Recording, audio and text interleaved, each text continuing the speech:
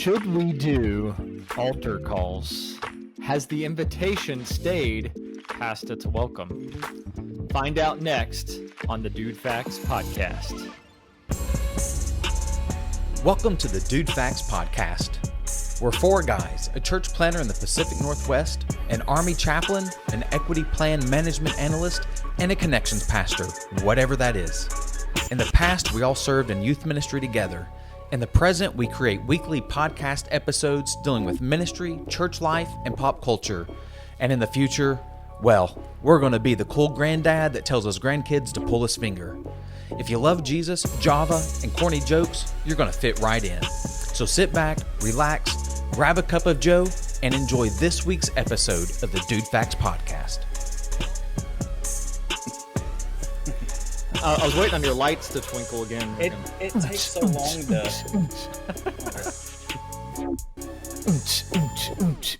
Oh yeah, welcome to the party. And it's already dead. I gotta find the right one. That's strobe light. I'm gonna have seizures. Caesar salad? I don't know. There's too many buttons here. Yeah. Tell me why the invitation sounds like the name of There we like a Thursday night service that no one goes to. Yeah, it sounds like a bad name for a college service or a name of like a really creepy horror movie. Yeah. The Invitation, rated R. So speaking of really creepy horror movies, Ryan, when you went and saw Oppenheimer, did you see the previews for the new Exorcist? No. This new Exorcist? Oh my goodness. There is a new Exorcist coming out in October. And I don't really get that scared by scary movies. I find most of them pretty cheesy. I've seen the original Exorcist. But this preview, and I don't know if it's because it was on the IMAX and there was only like 2 people in the theater, but it creeped me the heck out. I was ready to walk out. Is it a remake of the first one, the original? No, it's sort of a different spin on it. It like these 2 girls, they're friends, 2 school-age girls, both get demon possessed. But it literally made my skin crawl. I was like, this is uncomfortable. I really want to walk out right now. Yeah, See, it was not good. I didn't get that. The only trailer that I remember getting was the one that was like a mix, but it was like if you took Pirates of the Caribbean and Dracula or like Underworld and like crossed them together. I don't remember what that was called, but it's like Dracula's on a boat. Yeah. Have either of y'all seen is it Insidious? What's the one where it's fairly new? The journalist is interviewing a guy who claims to be demon possessed in prison. Maybe that's not Insidious, because that's an older one. No, in prison. Yeah, it's fairly new, and it got all kinds of. I'm not sure if it actually hit theaters. All right, Silence of the Lambs. I always do this. I smell Heaven's Bakery cooking up something good for you, sister. Maybe that's who she should have been interviewing, Robert Tilton. By the way, this is the DudeFax podcast. I don't know if this was our intro. Right into the banner. This was the best intro ever, but as you can tell, Grant is not here. He's with family. Josh is back. He is no longer demon-possessed and puking. He is here with us. So we're thankful that he is not puking or doing that. Nefarious. Oh yeah. I've heard of it. I haven't seen it. Okay, I just had to figure that out. I didn't know we were actually recording like legit. Yeah, for the podcast. Okay, I think that was all gold too. So yeah, we're going to be talking about altar calls today, and maybe we need to respond to an altar call after this. I felt like I needed to after that Exorcist preview, but down the aisle, brother. But we all grew up in Southern Baptist churches, very obviously conservative, evangelical, and I think witnessed good things about altar calls, so to speak, but also things that I think we would all agree were probably not healthy. And we're going to discuss that a little bit today. So we'll talk about the invitation, if you've noticed, a lot of churches have sort of moved away from it a little bit, or at least do it differently. And we'll talk a little bit about that too. So all that's going to come up. We are going to talk about more serious things, but we are here to just catch up because it feels like it's definitely been a while. So Josh is now in his garage, which is good because Grant's usually in his garage. So we needed somebody in their garage. I felt like we needed to keep that vibe going, kind of the manly, rustic, smelly, oily kind of sawdust thing. Yeah, that. So actually, I'm in the garage because we're not together like we have been, the three of us in the same room. And at your house, your dog is just super chill or maybe almost dead. I don't know at times, like what's going on. Yeah, sometimes I think he might be dead. Yeah, he gets really still and quiet. No, like, but he'll be your there, dog's but you quiet. just forget because he's just so quiet. Yeah, yeah. My dog, and so I thought since I'm at home, I'll come out to the garage because my wife will come home halfway through this and he will lose his ever-loving mind. So this is the answer. I'm going to laugh if he pops up behind, whatever you got behind you. The door is closed and we'll see what happens. He'll find a way. He'll crawl through a vent like John McClane. So, yeah, Grant is with his family. That's all we know. He may have just made that up. I don't know. I'm hanging out in my hotel room in San Antonio. I remembered the Alamo today. Nice. Just today? Nice mugs. And will forever now with this mug that I bought that my wife will be mad about. You too? I couldn't pass it up. Does your wife say you already have too many mugs? Yes. Yeah, I get that. Do you buy mugs wherever you go? I want to. Sometimes I do, if she's not there. But then it's, you got to throw one away. I'm like, which one do I get rid of? I recently was forced to throw out all of my mugs because we had to have only the Starbucks like city mugs because that is the theme that we're going with. So, well, they're good mugs.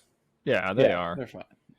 I almost bought the new Texas mug from Starbucks because it's really cool. I already have a Texas mug from Starbucks, but it's the old version.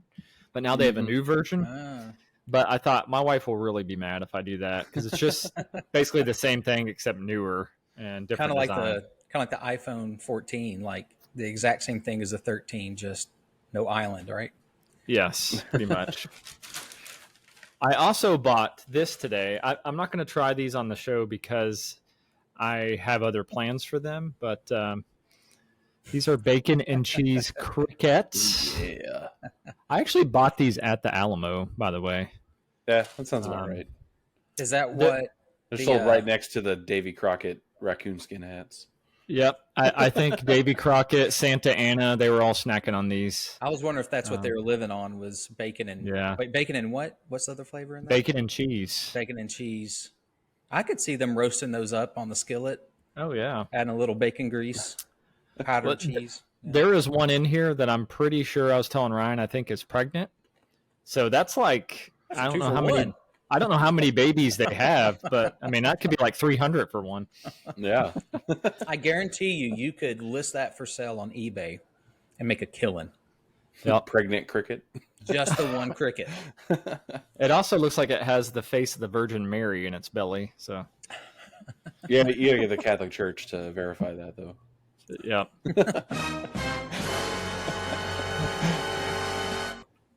Man, that lasts forever. I don't know. So Ryan and I had a great conversation last week as we dropped a dollop. We actually, yes, we did that. We talked about Robert Tilton, the farting preacher, and Josh, I know you missed it, but you're a big Robert Tilton fan, right? Oh man, he got me through seminary. His videos. I worked in the admissions office at Southwestern where Jeff, your wife, worked. We were there at the same time, and I don't know if those videos were just being released. That's early 2000s, but we started. So I actually read that they were originally made in the 80s. Okay, so I think they probably went viral though. And in early 2000s. Yeah, the videos were old, but I think we just came across them on YouTube, and so some of the guys there, we just listened to those all the time, in between helping prospective students figure out where they wanted to continue their theological education. We would listen to the farting preacher and your wife in the background. Oh my gosh, y'all! Just I was just about to ask if she was in on that when you she guys would were laugh. watching this. Yeah, she would Yeah. laugh. Yeah, that sounds similar to how she reacted to it last week when I was replaying them for her. There was a lot of rolling her eyes, and then eventually there'd be a chuckle because you can't listen to that many farts without No. eventually laughing. It comes out. It doesn't matter how much you try not to laugh at that stuff. Yeah, eventually it's just going to slip out like a fart, like Yep. a short little fart. Farts are just a universal language, It's universal language of comedy. So I texted you guys earlier in this week that there's a guy from my church that started listening to the podcast, or he listened to one. He listened to the last one. That the topic of life after death was really interesting to him, and he's an older guy. He's become a really good friend of mine. We do some woodworking projects together, and really neat guy. He said, "Yeah, listen to your podcast." He said, "I got about 30 minutes in, waiting on you to get to the topic," and he's like, "But I had to tap out. All I got was a bunch of boys giggling." I'm like, "Well, that's about right. We're 11 minutes in. I think we've just giggled about fart jokes." We promise if you're listening to this for the first time or maybe the 10th time, there is actual content that is not just dudes giggling in the locker room. Seriously. Yeah. But we got to get this out first. It's like us guys, it's like stretching before a run. You got to get all this out so you can actually get into the meat of what we're going to discuss. That's right. And if you can't handle 30 to 40 minutes of this type of conversation, Spotify has part 2 picked out just for you, all the silliness trimmed away, except for what we do in that. But yeah, go check that out. Oh, awesome.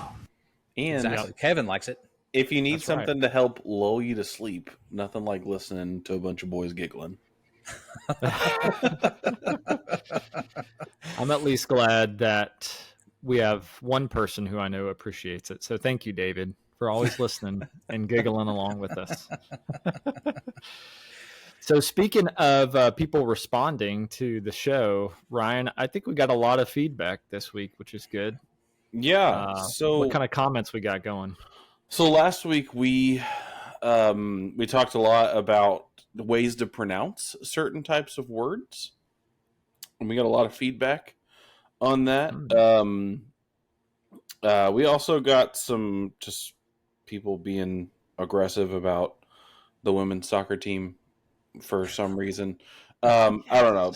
You mentioned that, and people just get angry. You can't have a fun conversation without people just trying to take it too serious. But I won't even give an them appropriate use of that. Well done. That's right. I won't even give them the satisfaction of reading out their comment. But we do have some great comments about ways to pronounce some different things. So, well, real quick, I do have to mention that we got called snowflakes. yes. So I'm kind of proud of that, actually. Really? Yeah. We are all pretty white, so it kind of makes sense. I gotta tell you, until y'all said it, I didn't even know we had a women's soccer team. I thought that was a men's soccer team. I had forgot about the women's FIFA World Cup until Jeff mentioned it last week. So. Yeah. They're not getting paid, are they? Not very much, apparently. Oh, okay. Not as much as the men. So make sure you take this and post it so that those guys that called us snowflakes will go the other way. And then we'll get all the hate from, the left. Yeah, we got to even it out, right? We got to hate from everybody. Now they're going to call us chauvinist pigs. But we did get called other names, Ryan. So I'll get back to your comments there. Yeah. So we'll start out with that one actually. So we one of the hotly contested words of how to pronounce is pecan which is the correct way to say that particular tree name. So how do you say it, Josh? Pecan. Pecan? Okay. Okay, good. So Like no a debate good here. American. I mean, unless you're deep South Georgia, like if you're deep South Georgia, you can say pecan pie. You can do that, but only them. Other than that, it's That's the pecan. only time it's Look, acceptable. I'll say Yeah. they can say it, but they can't tell other people that's the correct way to No, say exactly. it because I they're agree. wrong. I agree with that. Yes. They just don't know how to talk. I will either, allow so- you to say it. Yeah. I mean, Georgia, they do their own thing. Yeah, that's right. So we had who is this? Sky Mirror Astrology replied on our video of how to pronounce. Why we have pecan. diverse listeners on the show.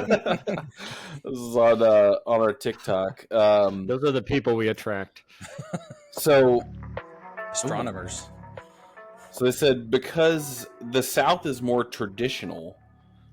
I just want to point out that this is incorrect, by the way. Because the South is more traditional, pecan is the British pronunciation. Pecan is the newer American English version. Some stuck to the old way. To which Jeff from the DudeFax account responded, "It's endearing when British people pronounce it that way. It's not when people in the southern U.S. do." And they said, "Isn't that just classism?" So we were accused of being classist, which I was snowflake, a snowflake and a classist. Oh man, classist What a snowflakes. combo! Yeah. Which I was telling Jeff, I was like, are you implying that British people are inherently, higher class than Southern people? Because I feel like that's classist. Oh, I'm sure they Yeah. were. I guarantee you. Have you seen British people in their dental work? Come on.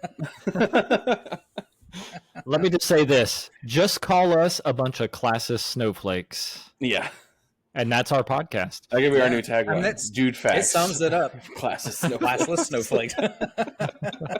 wait, classless or classist? Classist. Both. Yeah, classist. classist snowflakes. Yep. Yes. It's a mouthful. It's good. But I did want to point out that their initial comment is wrong because the pecan tree only grows in North America. The name for the tree comes from a Native American word from the Illinois Native American tribe, and the correct way is with the "p" sound, so pecan. So Boom. there you have it. Roasted. Jesus, Juke. You did some Listen to the research British. there. I did because I was like I was pretty sure it came from a Native American word when they said that, and I was like, I don't think it's an English word to begin with, so I had to look it up. Yeah, they're You had just to put. I was gonna say you had to put that astrology account in their place. I did. Well, I mean, they're already talking about astrology, so we already know they're not basing things on facts here. So no. The British are just still salty that they lost to us. That's 200 true. Something years ago, they just can't handle it. and then proceeded to lose to a lot of other people. That's right. We were just the first in a long line of losses for the British. I would say they're more salty than their pecans. Oh, Hey, nice. Boom. But so moving on from that. We did have one more comment related to pecan. Let's see. Oh, we had one person that said I say it pecan, like CAWN. And then I should have put this on sooner. Oh, there yeah. you go. And then we had Sand and Coffee on Instagram comment that this is a big debate in my family. I'm a Midwestern transplant to the South, and I say pecan.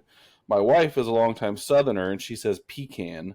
My mom is a Southern transplant to the Midwest, and she says pecan.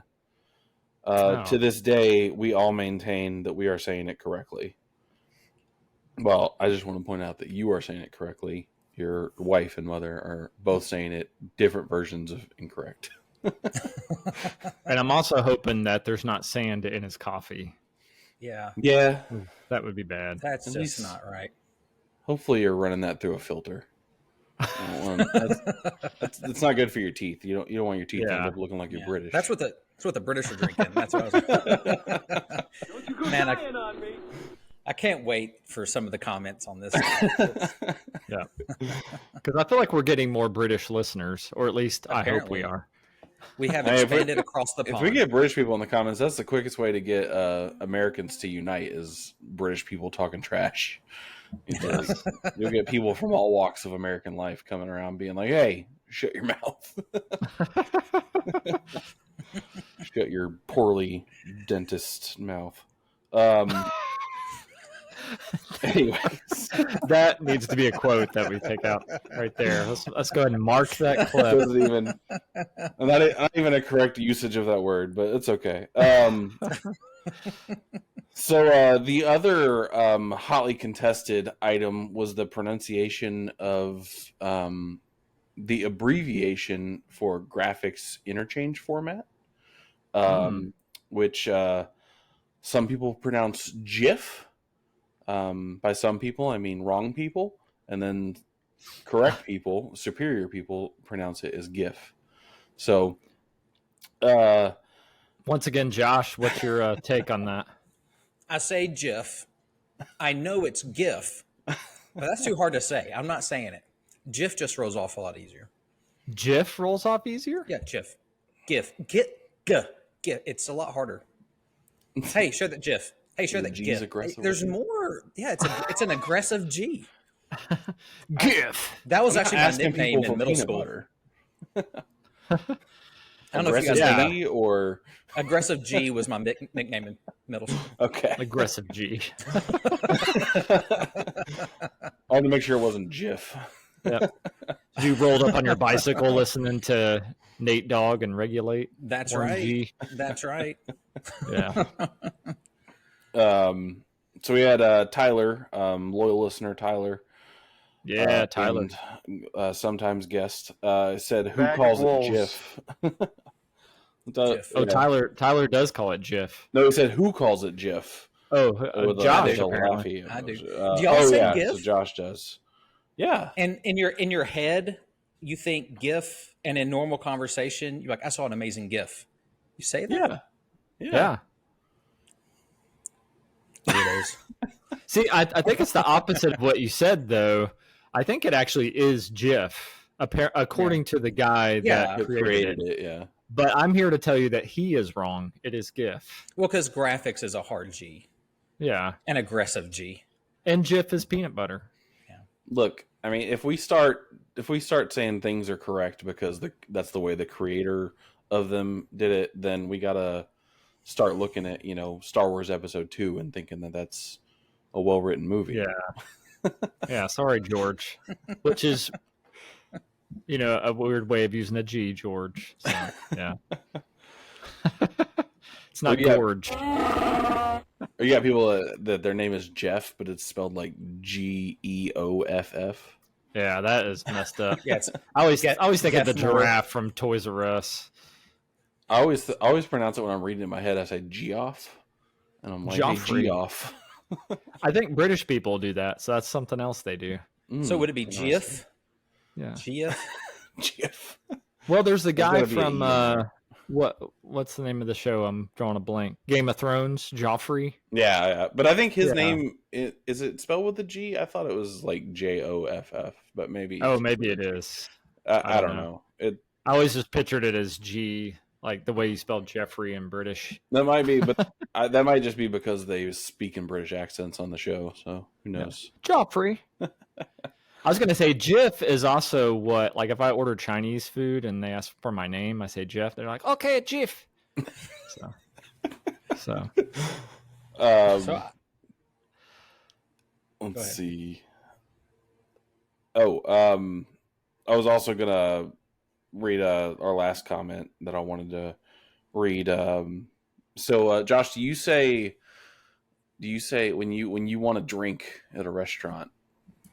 What do you say? Coke. You got any Cokes? Yeah. Okay. What Cokes do you have? I might say maybe soda, but That would be very seldom. Yeah, But I think I'm similar. All carbonated beverages are Cokes. That's my take. Except Dr. Pepper. Well, I mean, if I want obviously, Dr. Pepper, I'm gonna tell you I want a Dr. Pepper. Yeah. Well, same. I'm kind of with you on that. But like just asking, hey, going to someone's house, whatever, what Cokes do you have? Or if someone asked me, I would completely understand that as, well, we got Mountain Dew. Even if we don't have any Coke, we have Yeah, Coke. right. Yeah. What kind of Cokes do you have? Well, we have Diet Right and Dr. Thunder. Fresca, yeah. Diet Dr. Thunder. We've got some grape Fanta in the garage. That's good. So we also had a Sanding Coffee comment about this on Instagram. Said, I call it soda, but where I live in the South, a lot of people refer to all sodas as drink. So I guess people just say, hey, but what am I? Give me some drink. Is that what they say? Go back to drink.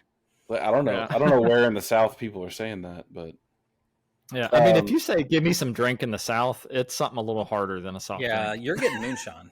yeah. You be careful with Here's that. Some drink. Yeah, and if you say drink, you're getting like a 40 of malt liquor. Yeah. Or purple Fanta. With something else in it. Purple Kool-Aid. Yeah. We also got and then Superman 88 commented, "What about a can of Coke or a tin of Coke?" I don't know. Is that like a British thing? Like they say like instead of a can, they say a tin. Maybe that's what that is. A tin of Coke. I like that. A tin that. of Coke. Yeah, see, I'm hearing it in the accent, and I like it. Yeah. I mean, like pecan pie, a tin of Coke. And see, if a British person says it, I am fine with that. But if you get like Joe Bob Thornton or whoever down the street says no, Billy Bob's brother, yeah, Billy Bob's brother. Just so you know, the butler on Fresh Prince, Jeffrey, he's British. It's spelled Geoff. Oh, so it's not even spelled the British way. Well, that makes sense because Will always called him G. Yeah, that must be West Coast British. I thought it was just like, it was like, oh, what's up, G type thing. But it's called him because that's his first initial. Okay, that makes sense. What's up, G? Well, we do have I guarantee you, his friend though, Jazz, who's also Jazzy Jeff. That's a J. That's a J. Oh yeah.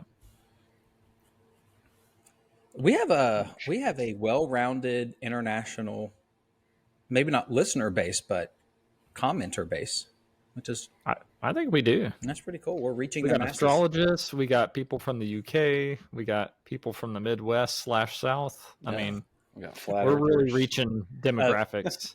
Someone from the Northwest. Well, at least but on sadly, the podcast. They're all white.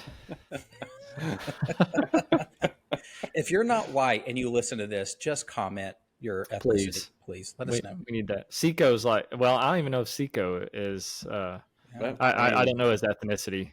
I have no idea. Maybe it's racist of me to assume that he's black, but he might be a white guy. It's racist to somebody, so.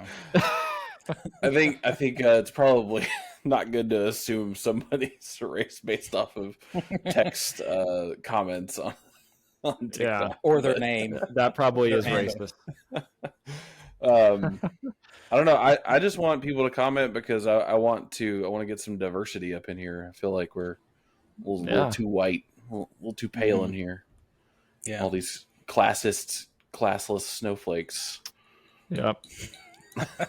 That's right. We need to mix it up with our snow. Oh yeah. A little dirty snow. We're a little too flaky. Some sandy snow. That's just my dandruff. Yeah. We need to class this entire podcast up. I smell heaven's bakery cooking up something good for you, sister. I did it. That was the trick. There we go. Well, speaking of white people, do you have any more comments? No, that's all for this week. I was going to say, speaking of white people, so I'm in San Antonio, leaving to go back home tomorrow. Thankfully, because it's been like 105 every day, so I'm glad to go back to cooler temps anyway. But was very excited coming down here, not necessarily for the training, but for the food. And we're staying on the Riverwalk, so of course I'm gonna go get some. I say Mexican, but it's really Tex-Mex. And day one, we got here on Sunday, landed, checked into the hotel. First thing me and my assistant go and do, we go on the Riverwalk to a Mexican restaurant. I'm like, yes, I'm ready for this. Mhm. You know, even if it's just Tex-Mex, it's different in Texas, especially like southern Texas. It just hits different than like Tennessee or anywhere else up north. So I get to the Mexican restaurant, very excited. I've been to this one a few times before. And my chaplain's assistant, who's also a white guy, he orders a cheese quesadilla.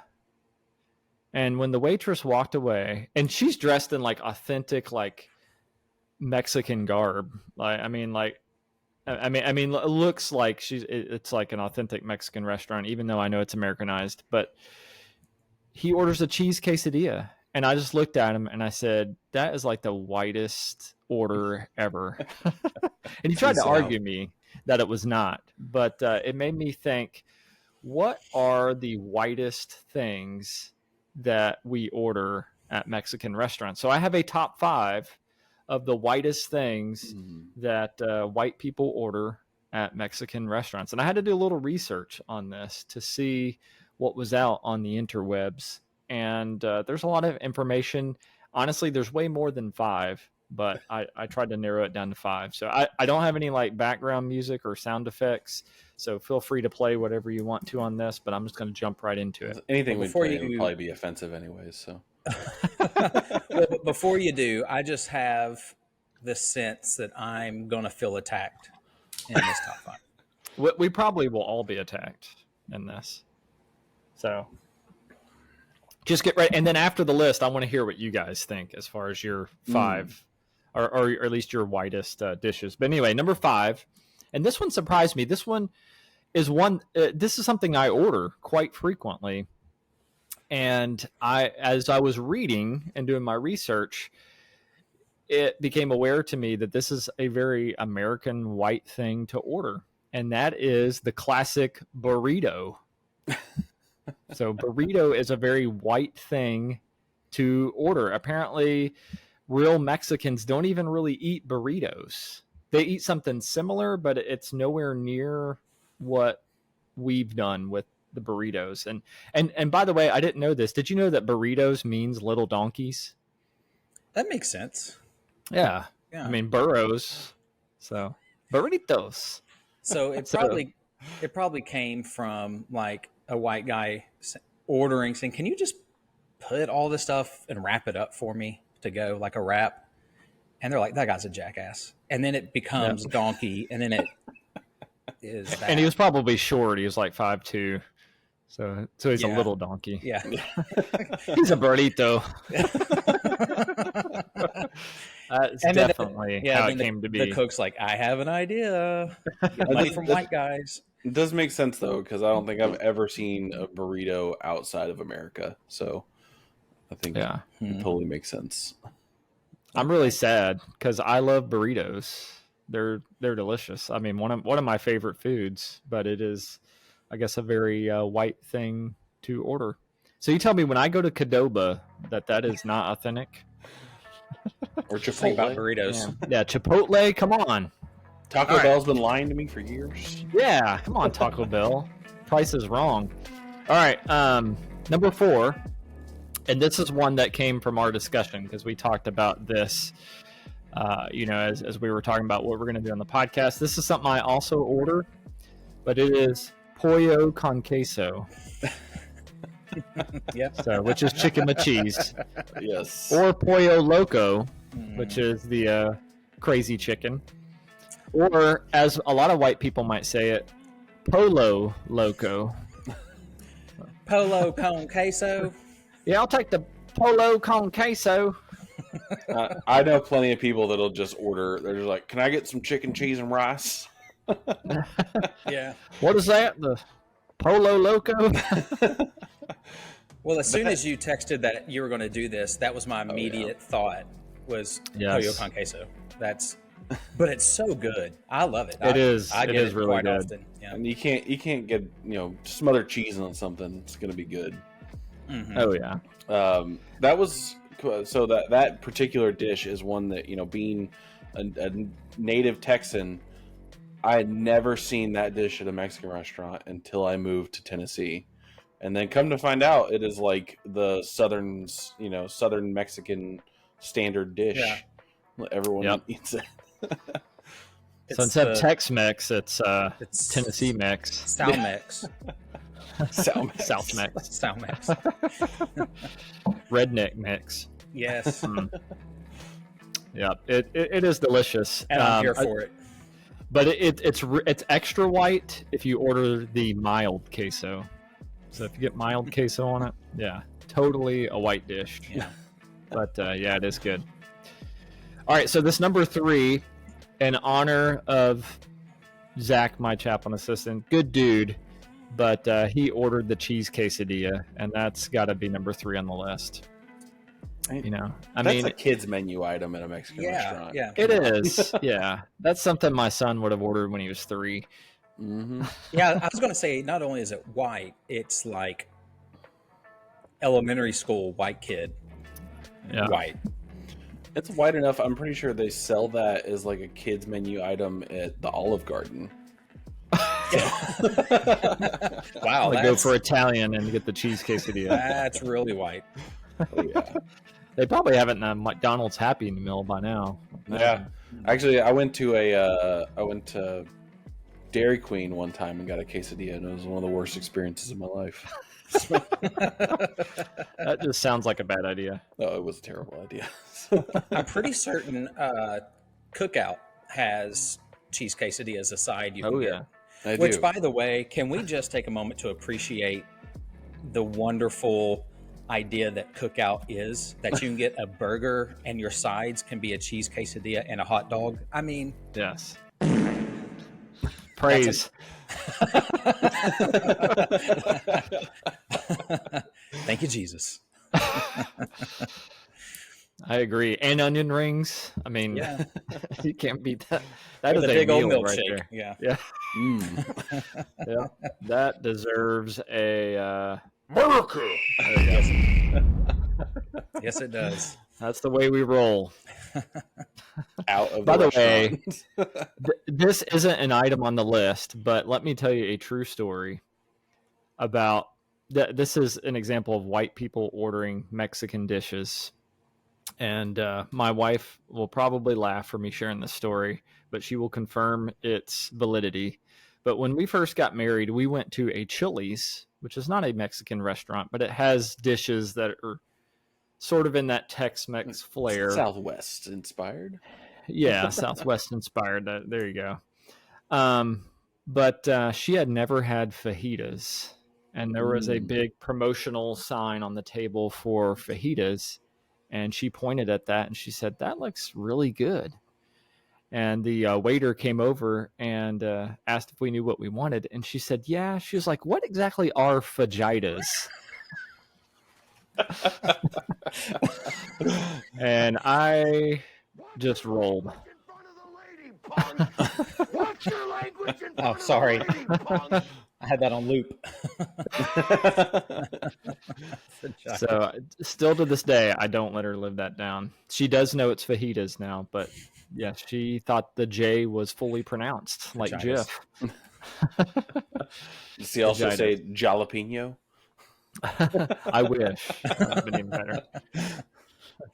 Jalapeno. Jalapeno? All right, number 2 on the list is beef tacos and French fries, which So was that's- actually is something I found online Wait, that French someone fries in the taco?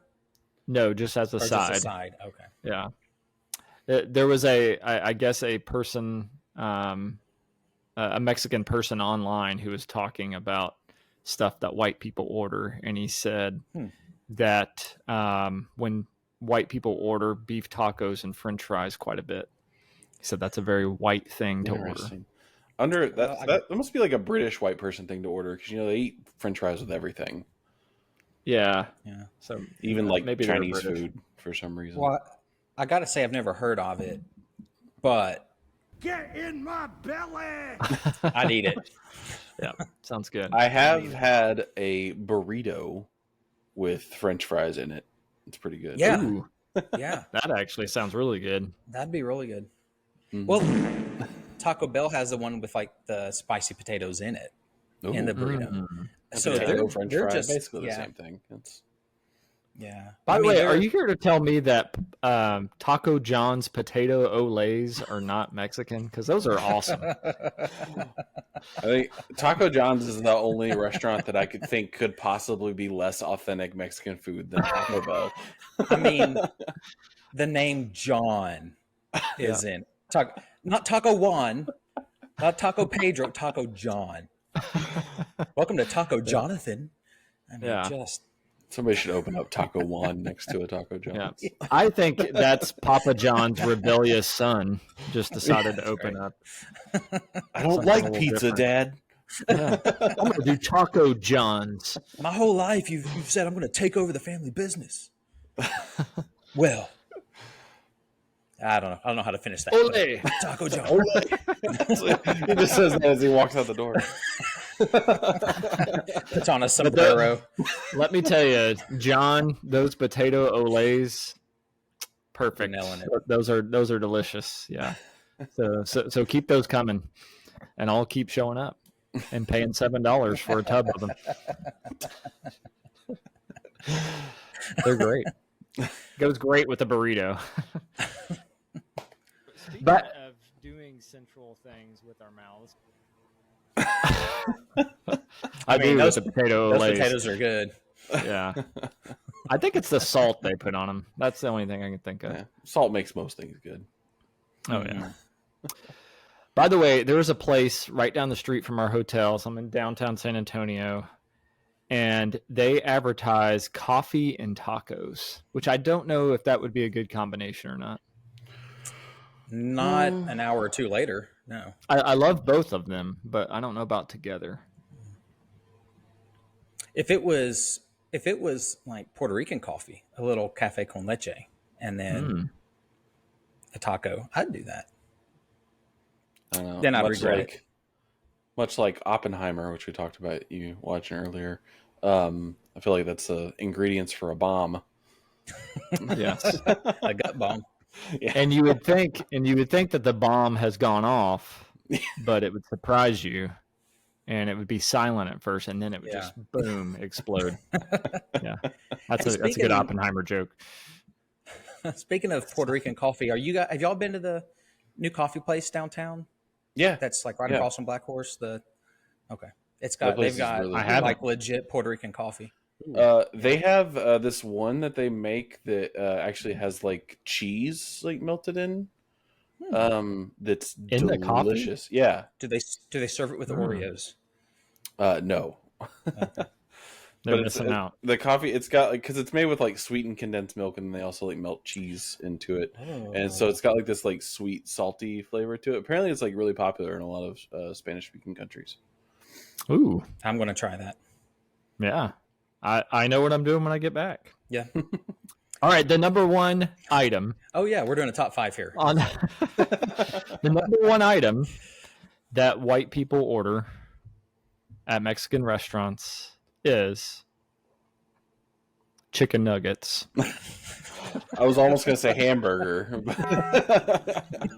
they don't think I know a buttload of crap about the gospel, but I do. Okay? Oh, man. Yes. Yeah, the dreaded chicken 100%. nuggets. Because that's at every restaurant. The Chinese buffet, Yeah. Olive Garden, like we talked about it. Like, that's everywhere. I love going to the Chinese buffet and getting like General Tso's chicken, French fries, and a slice of Slice pizza. of pizza. And then bloody bananas at the end. Yeah. And then some banana pudding.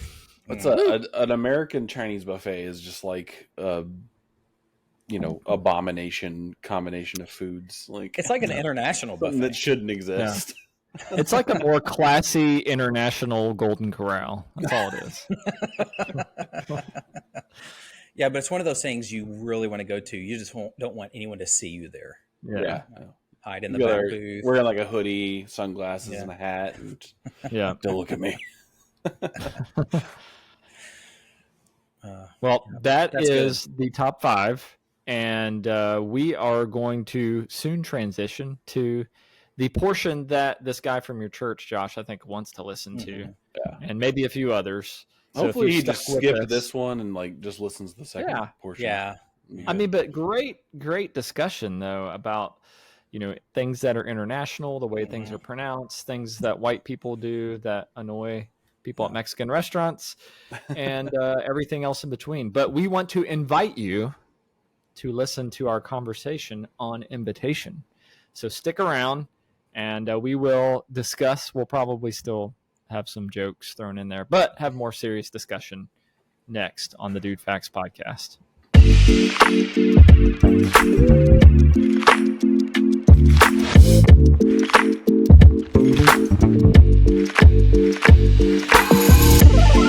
All right, guys, welcome to part 2 of episode 26, I believe. We are over a quarter century old. I'm proud of that. Trucking along. In today's topic, that we're going to look at and discuss is the invitation at churches. That thing that happens after the pastor preaches, where you sing "Just as I Am" for about 12 minutes until the pastor realizes, oh, well, maybe nobody's coming forward. But that time, the altar call, whatever you may call it at your church, a response time, just that time where you would have people come down front to make some sort of decision. We're going to talk about that today. We're going to ask questions like, what's the purpose of that? And are invitations, are they effective? Are they more helpful or more hurtful? Have we seen good things come from them? And really a unique question we're going to look at is the thought of, do altar calls and invitations lead Christians away from personal evangelism? Does it take kind of the responsibility off of our shoulders, or we feel like it should if we have those invitations at church? So we're going to talk through some of that. I think that I know here on the podcast, the 3 of us here today grew up in Southern Baptist churches and probably have shared a very similar type of experience with this at the churches where we've been. But you guys that are listening, you may have all types of experiences. I do know now the trend now is that a lot of churches are moving away from from an altar call to where maybe there's not even any type of call to response at all. So that might be swinging a pendulum too far. We'll find out as we talk a little bit through this.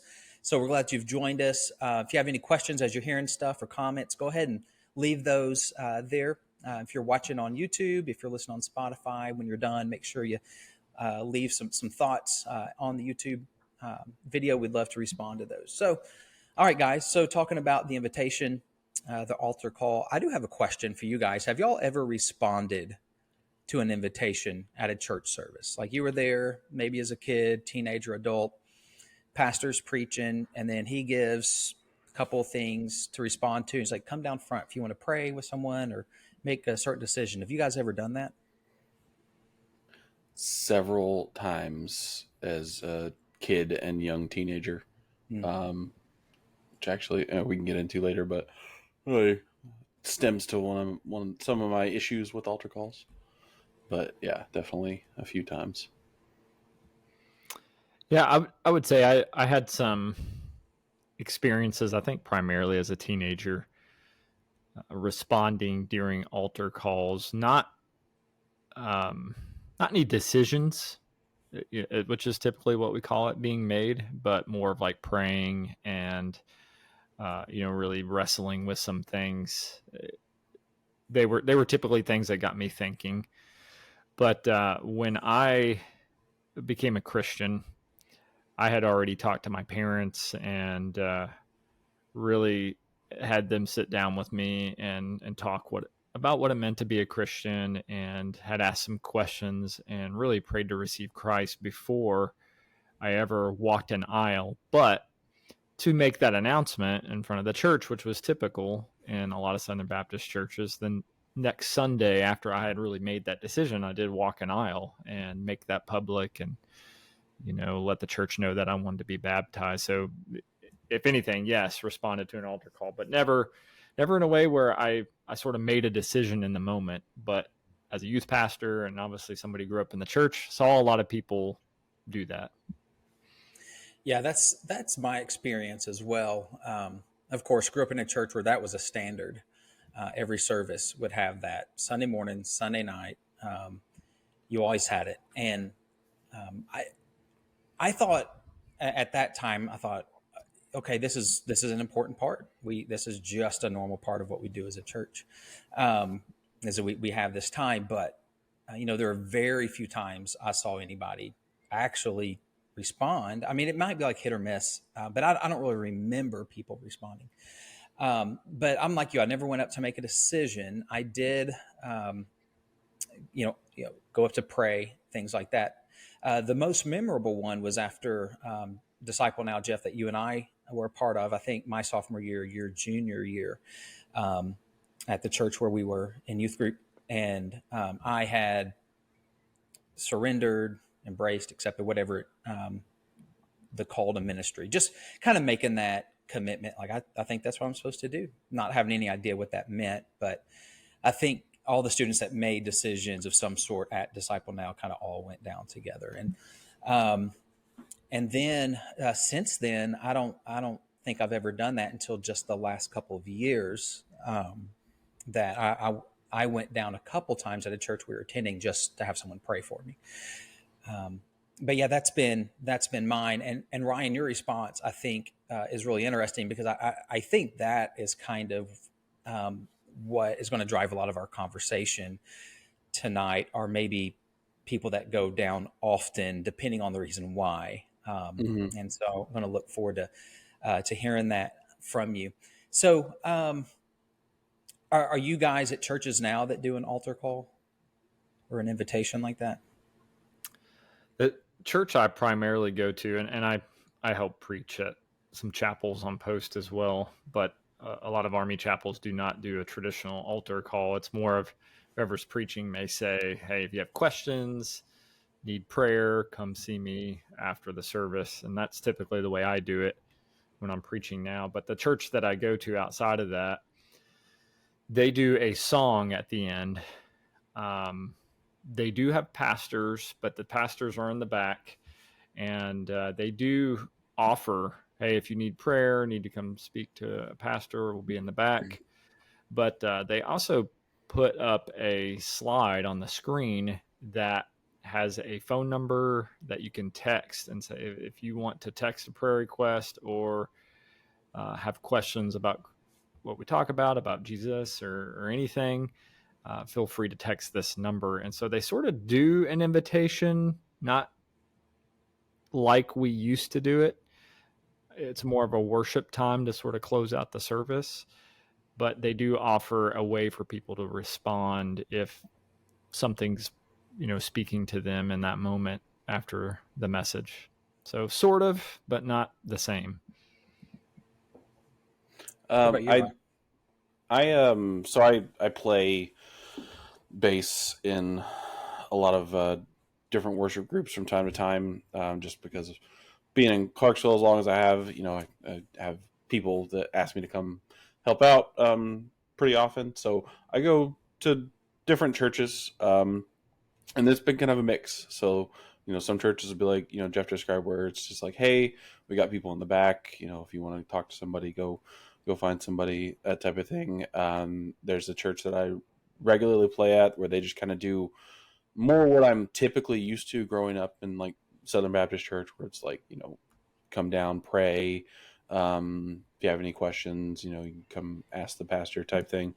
And then there's another church that I've played at where it's really heavily focused on the altar call aspect, and they push it a lot. and there's a lot of emotional song playing, and also really trying to like push people like, hey, like come down here, pray, like type thing. So it's kind of a mixed bag. I see, and I see merits in most of that, but it's not like I see one trend versus another. It's kind of depends on the church, depends on the congregation. It's not a set thing that I've noticed. That's been pretty similar. So, I already said how I grew up. And then every church I've served in, the first three churches I served in, 3 or 4, it was that, like, come down front. I mean, I was in a church that had like 30 people and it was dying. This was church I served in Fort Worth. It was just a church in transition, and they were moving from a white congregation to give them the building to a Hispanic congregation. But that pastor, I mean, every Sunday, he believed in it, and we did it. And I don't know if anybody ever responded. But then I find myself at a church a few years ago where it was depending on the Sunday. But the pastor would actually have the elders of the church. So we didn't have a deacon body, we had an elder body, and they would stand out to the sides of the sanctuary and some in the back, so kind of surround it. And that kind of thing, would sing a song at the end. Hey, if anybody pray for you, there's some people around. And the church I'm at now, it's every now and then. The pastor always has a call to response in his sermon.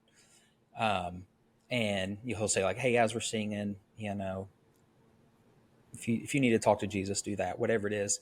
But every now and then he'll say, we have some, what we call encouragers in the back. If you have questions or want to pray. But, I've noticed in the time I've spent in churches, for 44 years as a human, just being human, as 20 something years as a minister, like this turn away from having that time, a gradual move away from it. And, maybe that's right. Maybe not. I don't know. Why do you think churches are doing that? Because if you think about maybe the churches you're in now, 20, 30 years ago, they would all do it, I'm sure, in some way. But now, early 2020s, you don't see it as often. Why do you think some churches have moved away from that? I mean, obviously, I think part of it's generational, but I think two things. One, because different generations respond differently. Obviously, we see that the younger generation that is now coming to church, which is obviously fewer in number, want different things out of church. Not that we should be looking at a consumer mindset, but they respond differently to church. Whereas before, it might have been the preaching that drew people to a church, relationships, and then it was the music, and then it became more about the relationships again. And I think even to a degree, the preaching. You just have different mindsets coming into it. And I think, at least in my experience, being a part of churches that did traditional invitations the last few years that I saw it, you hardly ever saw anybody go down and respond to an invitation. And so I think part of it is churches realize, okay, the current generation doesn't respond in this way to the message, or responds a little bit differently. Also, I think there are a lot of churches that, and I say people within the church body, that have realized that we do need to do it differently, and that there are some aspects of the invitation that we did historically that really aren't biblical, but also could be more damaging than good for the kingdom. And because of that, I think churches have tried to move away from that historic aspect. And I think primarily what I mean that historic aspect is the, called invitation, but then, there's a song playing and the pastor gets back up and says, almost like and I use salesman lightly for lack of a better word, but almost like a salesman trying to prompt people to come again, even though no one responded during the first 3 stanzas. We're going to sing 3 more because I really feel like somebody needs to respond. Yeah. Mm-hmm. And I think that sort of maybe salesman approach, at times manipulative and not always, but at times, obviously, we'll talk about this. I think churches have realized, that may not be the best way to invite people to a relationship with Jesus. And so they've moved away from that. Yeah, I think it's a combination of that with also people having their own negative experiences with somebody kind of, given like a sales pitch type thing like that. And so then they kind of like turn, 180, like, okay, I want to go away from that. I don't want to do that. I want to do something different. And I think it's like kind of a mixture of all those things that have over time gradually shifted the people's ideas about altar calls to, kind of being more low key, and even in some cases just not having them. So I want to make sure people understand that as a podcast, as a four of us, even counting Grant, like our goal is usually not to just rail on something going on in the church and say this is the only way, because there are multiple ways and things can be done right. Also, the three of us at least are pretty much all middle-aged, real close to that, and so we have been in the traditional model of things growing up in church, but we're young enough to know that that's not all we've known. We've known like half our life we know one thing, the other half we know something else. So I think that we're able to have a very even view on things like this. So we're not really talking about emotion and nostalgia from the past, but it's not all just rage against tradition because we've never experienced those things and those ways are antiquated. So I want to say that. So when we talk about the invitation and altar call, I do think there might be some positive things that come from that. Because I got a feeling we're going to spend some time on some of the negative end and maybe what should be done instead. But I think something positive that is from that, and it has come from that, is I believe, at least in my life, growing up, I was instilled with this thought that every church service leads to, or should lead to, some sort of response. Like there should be something I take from this and put in my life. I'm already a believer, so it's not that I've been baptized. It's not that I don't necessarily need someone to pray maybe at this moment, but I knew like we needed to at least consider what we're hearing. And if I needed an opportunity to pray with somebody, like it was right there and I could do it. Now I would be shy to step out into the aisle or whatever. So that was one thing. And then the other was just knowing, wow, someone is coming to meet Jesus today. Like you see that. And, okay, he is working in the church, but then there were just as many, there's probably many more Sundays where you think, man, Jesus ain't working, because no one would go up. But I think there were some positive things there. Anything else that maybe you guys have noticed that was good or beneficial for you on the positive end before maybe we hit the other side of the coin? Yeah, I think some invitations are really powerful in a good way. And obviously the Holy Spirit moves when the Holy Spirit moves.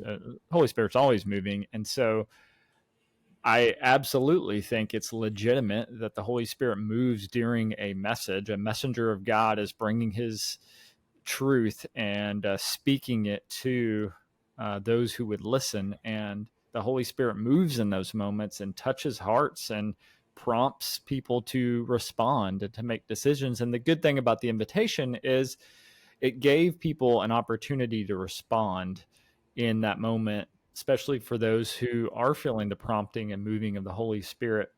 Whereas if there is no response or invitation given to respond, that can be a thing where people walk away, maybe challenged, but maybe not knowing how to respond, or their minds get onto something else, and that opportunity for discipleship is lost. And so, I mean, there's a lot that we can unpack with that. And so I'm not here to say invitation is the only way, but I do think there's a lot of positives in that it gave people a chance to respond quickly.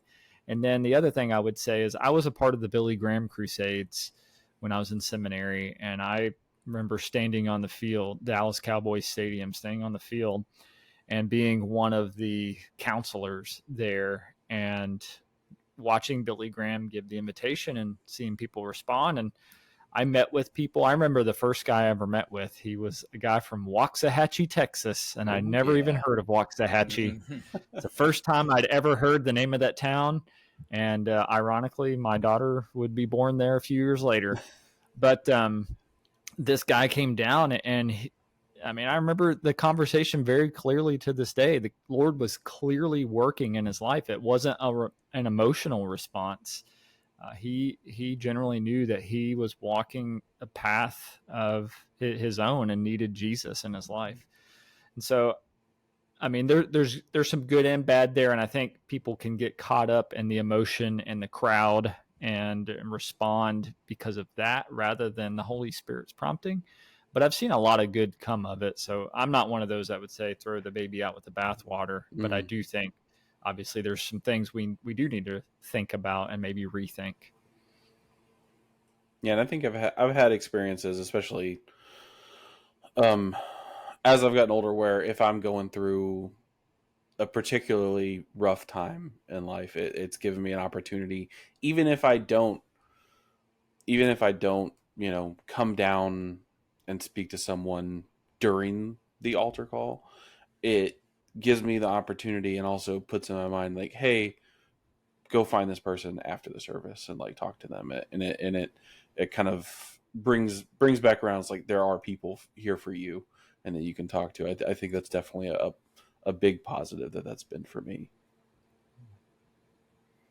That's good. And the one church I pastored, when I was able to be the one to say, this is what we're going to do, we always had a response.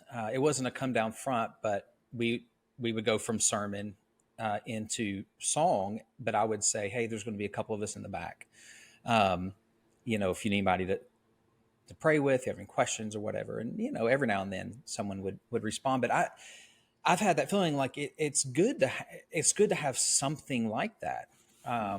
So that people at least know before they leave, they get some business taken care of. Because, it's real easy once the song ends and people stand up and lights are on, say, I'll do it. They're busy. Or I'll do it next time, whatever.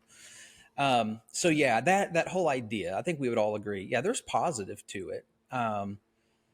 And we don't want to throw the baby out with the bathwater, but we want to make sure things like this are done in a helpful way. Because like I mentioned at the beginning, I think there are some harmful things and some hurtful things that come just like with anything in the church. If it's not done correctly or with being thought out, then it can lead to not positive, but negative things. So, and I think we've got kind of a list of things here that we had all kind of mentioned as we were texting about this topic beforehand. And one of the things that I had mentioned is I think a lot of times when someone, let's say they respond to an invitation, especially one that's more like an altar call, y'all come down front if you want to make a decision to know Jesus. It's not all the time, but I think that method really lends itself to where someone who did that to become a Christian begins to, down the road, when someone says, well, how do you know you're a believer? Well, I walked down front when I was 12 years old, and I prayed with the pastor. To where their assurance of their salvation is tied to that walk, and it's difficult for them to put into words a relationship with Jesus, like following Him, and it's set a trajectory for their life now. And so that's one of the things that when I think about, okay, what could be negative here is you're really providing something that maybe is done over and over and over and over again. And it sets this picture of a framework for, okay, so I'm a Christian because I did this, and then I did this, and then I prayed this. Oh, and I filled out that card, and then I was introduced before the church, and then I got baptized the next Sunday. Like I did those steps. And I'm just worried that it maybe muddles security for some people, and they have a false sense of security because of that. What do you guys think about that? Are there other things that you are concerned about as hurtful or harmful things from the altar call? I think in that same vein of what you're talking about, from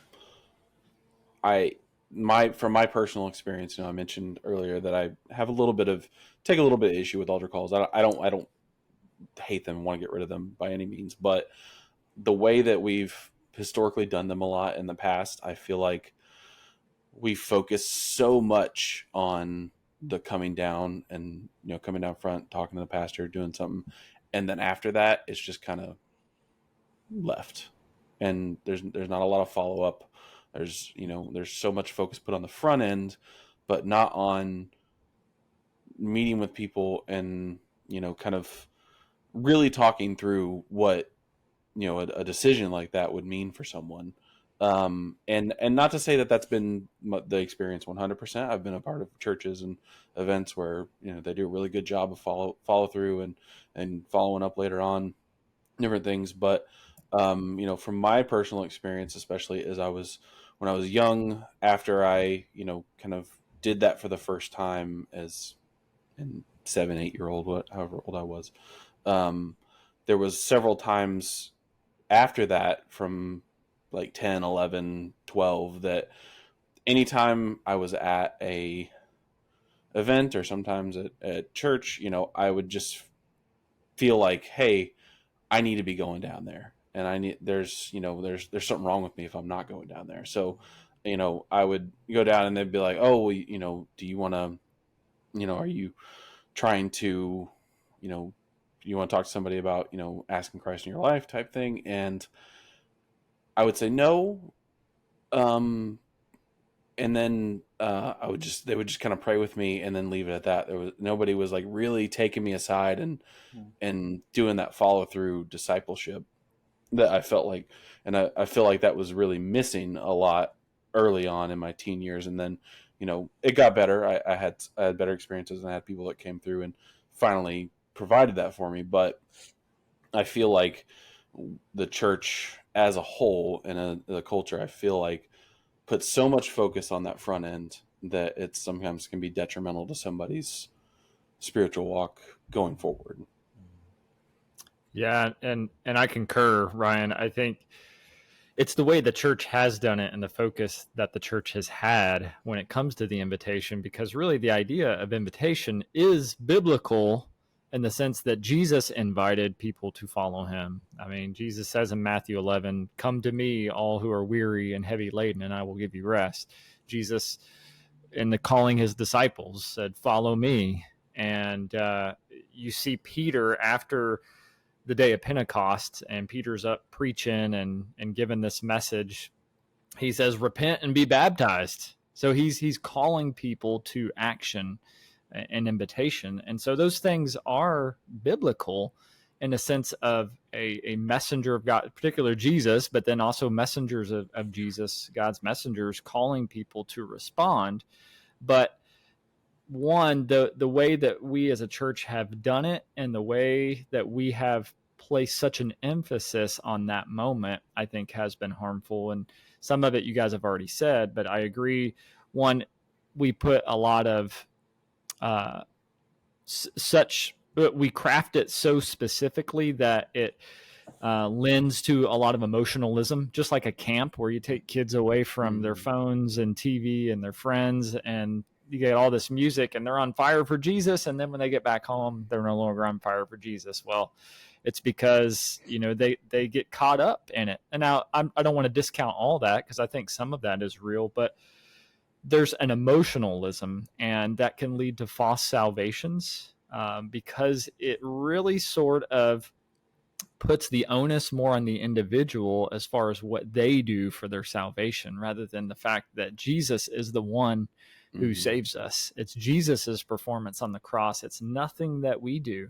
And thus you get the people making multiple decisions, or like you shared in your testimony, Ryan, thinking you have to go down every single time because there's this emotional thought, or you're hearing these things that lend you to think I've got to respond or I've got to do something, instead of falling back on the fact that Jesus already did it on the cross.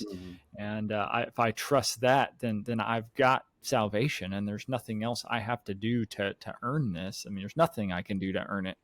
And I remember having a good friend in high school and in college who said, one day he asked me, he said, I doubt my salvation all the time. I've walked the aisle like 15 times and prayed to receive Christ, prayed the prayer. And he was like, I just want to know that I'm saved.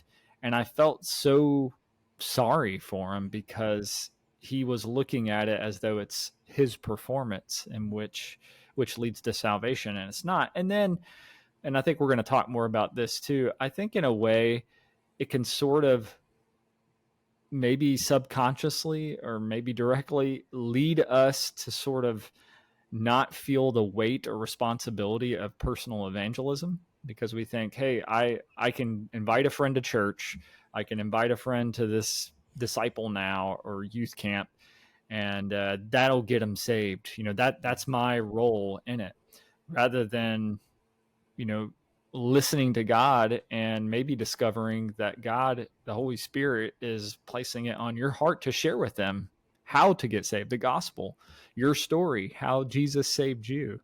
And I think we miss out on that. And then obviously we put so much stock and effort into this that we do a poor job of discipleship, as you said, Ryan. And that's key, because that's actually what Jesus calls us to do, not make converts, but make disciples. But we've wanted those numbers so badly that I think maybe our invitation is a product of that, because really this got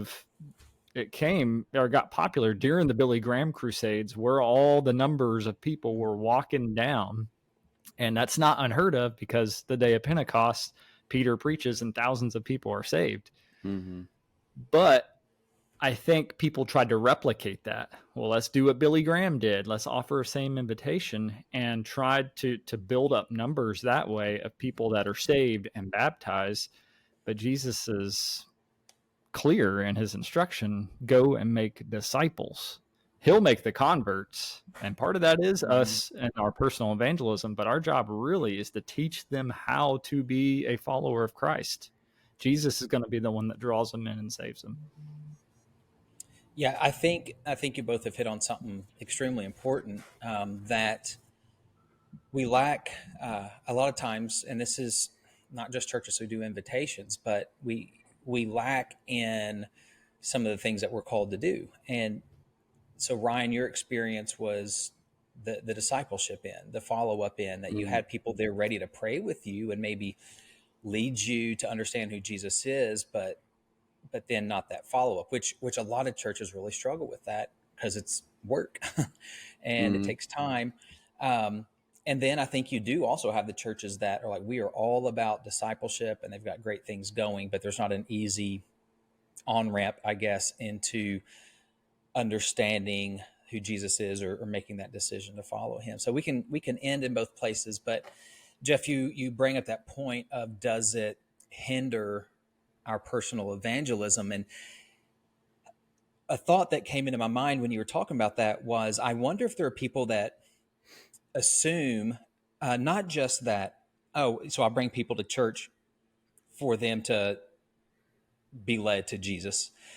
I wonder if they think, that they're not, that whole job of calling people to Jesus is a pastor's job. Not just you bring them so they can hear, and so I'm not going to talk about Jesus, but it's not my job to talk about Jesus. That's what the pastor does, is that call to response, when, that's what we're told to do. You mentioned the Great Commission, and, go and make disciples and teach them. And that whole idea of being a Christian in that first century, of being, someone who knows Jesus, is just a day-to-day investment with someone, where his disciples literally followed him that's all he said to them, follow me. And they got up and followed, because that's how they were going to learn his ways and become replicas of him and be like Jesus, and then carry on his mission. And that's what we're supposed to do, is follow me as I follow Jesus. I mean, that's what Paul said. And so we miss out, like, it just so compartmentalizes evangelism. I think a lot of time, in a non, it wasn't meant to do that, but it has done that. Okay, these 5 minutes after the service is when people respond to Jesus, and that person on stage is who gives that invitation, instead of, as you're living, you're giving that invitation. You're displaying Jesus and encouraging people to follow him as you follow him as well. So I think we are missing out on something, or it's leading to some harmful things that maybe we don't intend for it to lead to. So that's that's definitely a good point that you bring up there. I also wonder, just on the other side of that, churches that aren't doing an invitation, an altar call, are people missing out on the opportunity to respond to Jesus? Do you think that the other side might have some of that negative about it as well? Or could it? I think it could. And part of that's what I think driven by church leadership. And there's got to be an emphasis on, one, personal evangelism and encouraging people to share the gospel with the lost. I like what a lot of Southern Baptists are doing actually now. It's sort of a trend, which is this idea of focusing on your one.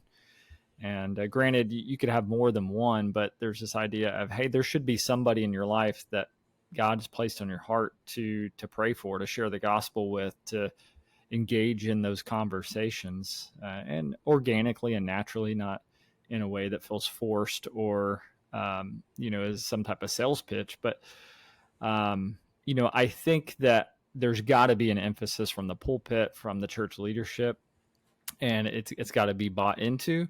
And then I can't remember who it is. Josh, you may remember, Ryan, you might know too, the pastor, the famous preacher, I don't know if it's Spurgeon, that said, when I preach a message, I take the text and then I make a beeline for the cross. I don't remember which famous preacher said that.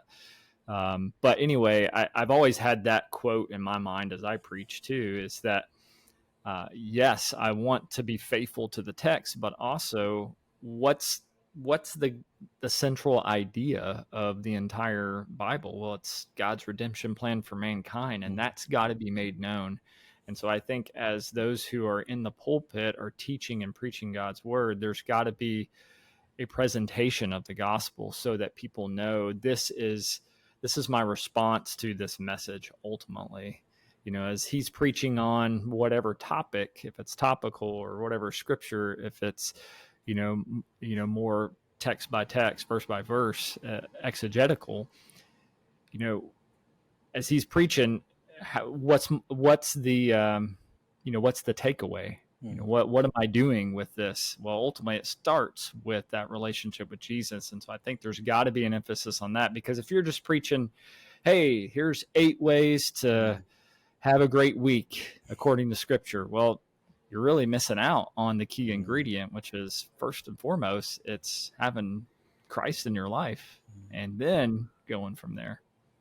Yeah, I had a pastor tell me, one of the first ones I served with, he was really trying to mentor me, and he said something along the lines of, if you get through a whole sermon and you never mention Jesus, it's not biblical. And it was that idea of, because the whole Bible is about Jesus and everything points to him.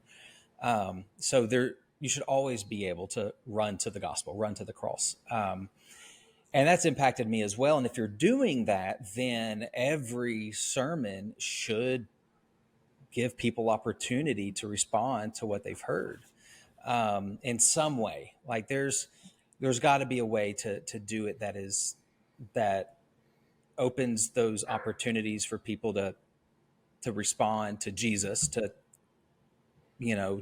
whatever that looks like for them. And if not, maybe we are leaving people try to figure it out on their own. So what would then be maybe a good balance? So we have some churches that have gone completely away with it, or maybe they're just saying, "Hey, catch us after the service if you have any questions." And then you've got some that are on the spectrum, the other spectrum where we grew up.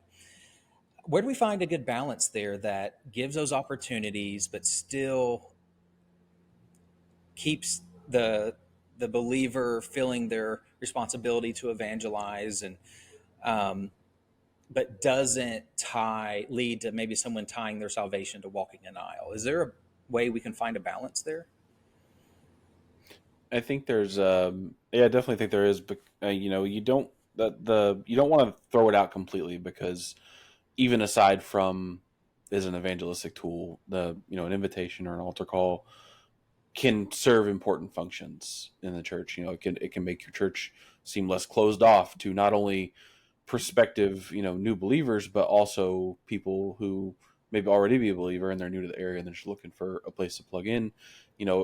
Not doing it can make it feel really cold and kind of closed off, and they don't feel like anyone really wants to talk to them.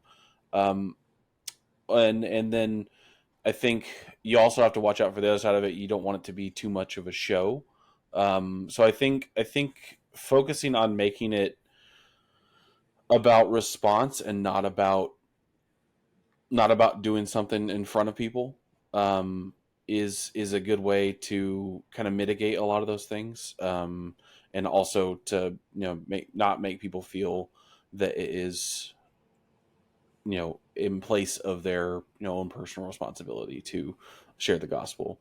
So I think finding a way to keep it from being so heavily pushed that it becomes like, hey, this is the big thing, this is the end all be all, and make it be something that's more personal and more, hey, anyone that needs to come down, whether you want to believe in something, or you just want to talk to somebody, there's people here.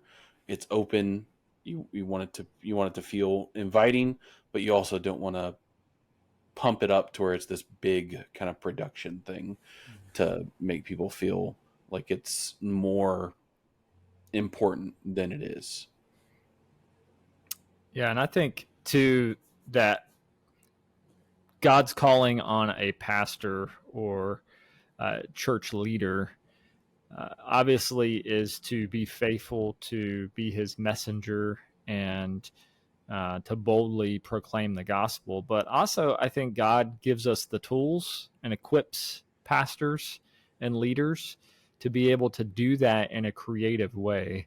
And so I'm a big fan of not doing something the same every week, in the sense of, you might have a traditional invitation one Sunday, but the next Sunday it looks a little bit different. Because here's the thing, Jesus and his calling many different people to follow him, that always didn't look the same. I mean, you think about the rich young ruler, he tells him to sell all his possessions and follow him. It was a specific call to his context. And with his disciples, for those who were fishermen, drop everything and follow me. It looked different, and obviously the concept's still the same, is that you're leaving self, denying self, and following Jesus. But even in the messages that are preached and the different texts that are focused on, there's sometimes a different aspect of that calling or different context of that calling. And I think that creatively we can do more with that. And maybe it's the scripture's more on a relationship, and there's relationships that need to be repaired. And obviously God can repair relationships, and there's a call to do that. And maybe it is strictly just, hey, you got to leave sin behind and repent and follow me, which, I mean, obviously that's always the case, but I think we can be creative in that. And I've seen a lot of creativity, honestly, in youth ministry, which obviously I know there's a lot of emotionalism too, which is damaging, but creativity without all the emotionalism, I haven't seen that too much in a lot of different churches as far as doing something kind of different. But I think there's got to be a very prayerful effort put into that response time like there is in writing the message as well.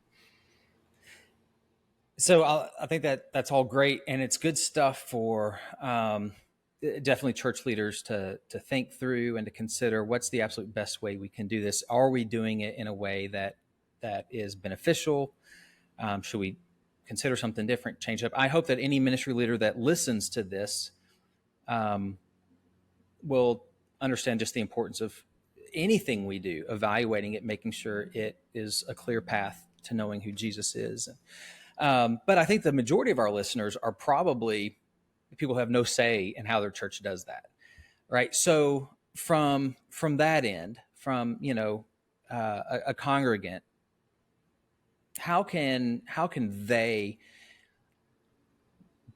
be a part of making sure or just responding well to what is in their church and doing what they can to make sure it's people are still doing. I'm not sure how to ask this, but what is the church attender, the congregant, do in this position to move things toward health if they're not the ones that can actually make a change? Yeah, I think that's a great point. And I think that goes back to personal evangelism, is seeing your responsibility as Jesus has called his followers to go and make disciples. Well, that's all of us. It's not just the pastors. And so it's one, if you feel like you're not equipped, do what you need to do to get equipped. And that's obviously it's always good to spend more time in the word and in prayer, but if it's mentorship, doing those types of things to help prepare yourself, but also realizing that you're never going to feel fully prepared, and that you can simply use your story to help share the gospel.